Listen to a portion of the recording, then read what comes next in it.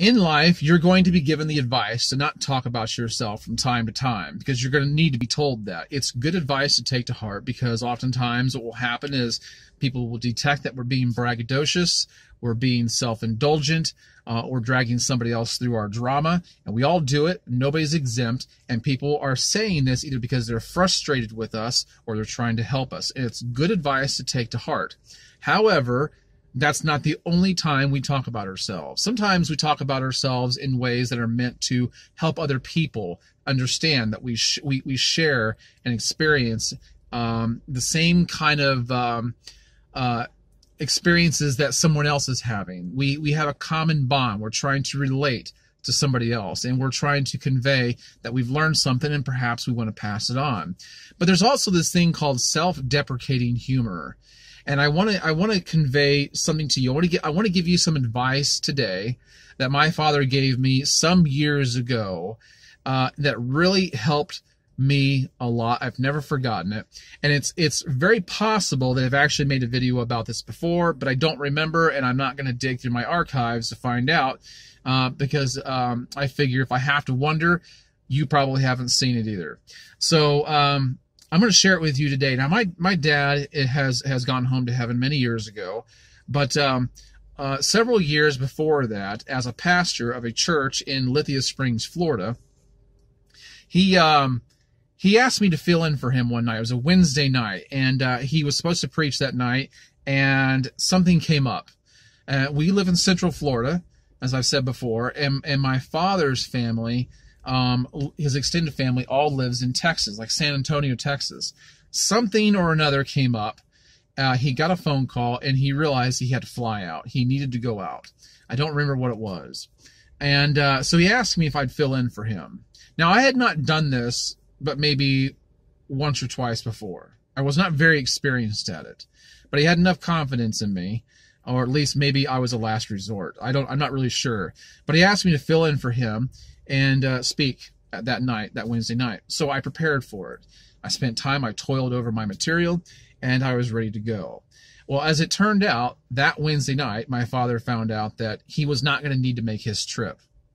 He was not going to need to make his trip. And he said, well, Greg, I can still preach if you want me to, but I know you've really prepared. I know you've spent a lot of time on it. I don't want to take that away from you. So if you want to go ahead and continue to do that, you may do so. Or if you're not comfortable with it, I'll do it myself. Now, I did not want to look afraid or unprepared or unwilling in front of my own father. You can certainly understand that, right? You want to know, you want to show your own father that you are capable. I'm sure that's very well understood by my viewers. So I went ahead and did it. And having my own father in front of me was something in all my preparations I did not prepare for. I was very intimidated because I had sat under my own father's preaching for so many years, and I really respected and admired my father for that. And I knew that I could not live up to his level as far as that went. I didn't have that kind of experience. But I went up there anyway, and I spoke. And in the process of speaking, I use a little bit of self-deprecating humor.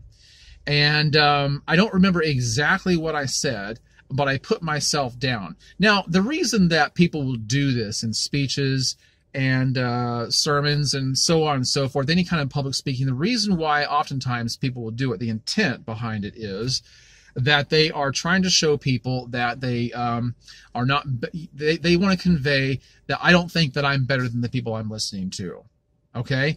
Or that perhaps I don't really know a lot, so this is my excuse. Maybe I'm just kind of dumb. Or what else would we be saying by it? We just want to lower the expectations of the people listening to us, I think, is a lot of what it is. And we think that by demonstrating this humility, that it will in some way garner some kind of sympathy or charm. Well, maybe we'll charm the people we're listening to. Now, that doesn't sound very good of me to say that, does it? I mean, it makes me sound a little bit manipulative, perhaps immature, and that's because, well, it is. It is. And so when the sermon was over with and we went home, my father pulled me aside. He says, Greg, I want to talk to you for a minute. I said, okay, all right. He goes, listen, I really liked what you had to say. I really like what you prepared, but I want to advise you on one thing, and I really want you to listen to this carefully. He said, you said da-da-da-da-da, whatever this self-deprecating humor was, however I put myself down in front of these people. He says, I understand what you're trying to do. I understand the point, and we've all done it. He says, but what I want you to understand is that you need to know your audience. And I said, I'm not really sure I'm following what you're saying. He says, well, he said, he goes, you can use self-deprecating humor in certain instances. Like stand-up comedians can use self-deprecating humor because people are expecting to laugh at them. You might use self-deprecating humor around your friends who know you really well to know whether what you're saying is the truth or not. But when you use self-deprecating humor in a time, it depends on how far you go with it. It might be that the very people you're talking to will expect you to live up to what you said about yourself, or to live down to what you've said about yourself, however you want to look at that. I said, well, I've never really thought about it that way. He says he's learned that by years of experience, that you have to know your audience. Be careful what you say about yourself, how much you say it, and who you're saying it to. And I have found out over the years since then that goes all across the board. You might be in the workplace. You're working around a bunch of people that you say that you call your friends, but in fact, they're really just your work partners. That might be people you hang out with just for certain sporting events. You go to sporting events with them, or perhaps you're on teams with them doing whatever kind of extracurricular activity you're doing outside of the home or the workplace. And these are people you call your friends, but they don't really know you that well. And you go on a self-deprecating rant, or you might make these remarks about yourself, and they don't know any different. They might expect you to actually live up to what you're saying, and they will never see you in a different light. Now you say to yourself, well, that's horrible. First of all, Greg, I'm not so sure I believe that, and if the people I'm talking to really take that to heart, then I don't need them anyway. Well, there might be some truth to that, but the fact of the matter is that you may not know or be aware of it right away. Don't speak about yourself in such deprecating tones in a quest for false humility, that you paint a picture of yourself that you want that you paint a picture of yourself that you want to leave in people's minds. It doesn't mean that you need to garnish your character with falsities. It doesn't mean that you need to say things about yourself that isn't true, that are going to cast you in a light that's more favorable than what you really are cast in. Do you understand what I'm saying? You need to be careful who you're talking to. Feel the temperature. Get the temperature in the air. Feel the pulse of the people. And be very careful what you say about yourself. Years ago, I read a book, and I highly recommend it. It's written by Shad Helmstetter. It's called What to Say When You Talk to Yourself. And he hits on this very same way of thinking here. You've got to be careful how you even talk to yourself, not just how you talk to other people. But if you keep even talking to yourself in such a negative tone and casting yourself in a bad light in your own mind's eye, you will begin to believe what you're reporting. So be very careful.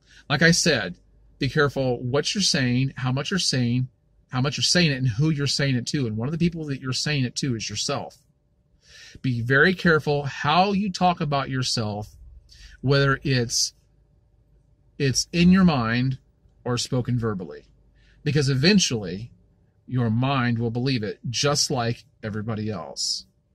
So, like I said, you can be more open, and you can be more self-deprecating in a fun way around people that really know you, really understand you, and really get you. But don't assume that everybody else does. It's one of the best pieces of advice my father ever gave me, and I wanted to pass it on to you, because I don't want you to get to the place someday where you say to yourself, I thought these people liked me. I thought they understood me. And then I hear from them, or I hear from other people, that they don't respect me. And they say this, that, and the other about me, but that's not who I really am. And in a lot of cases, what you can find out, if you trace it back far enough, it's because of what you've said about yourself. Guys, I hope you've enjoyed that. I hope it's helped somebody. I hope you've gotten something out of it. If you have, hit the like button, share it with others on social media, and subscribe if you haven't done so already. I'll catch you in the next one. Have a great day. Bye-bye.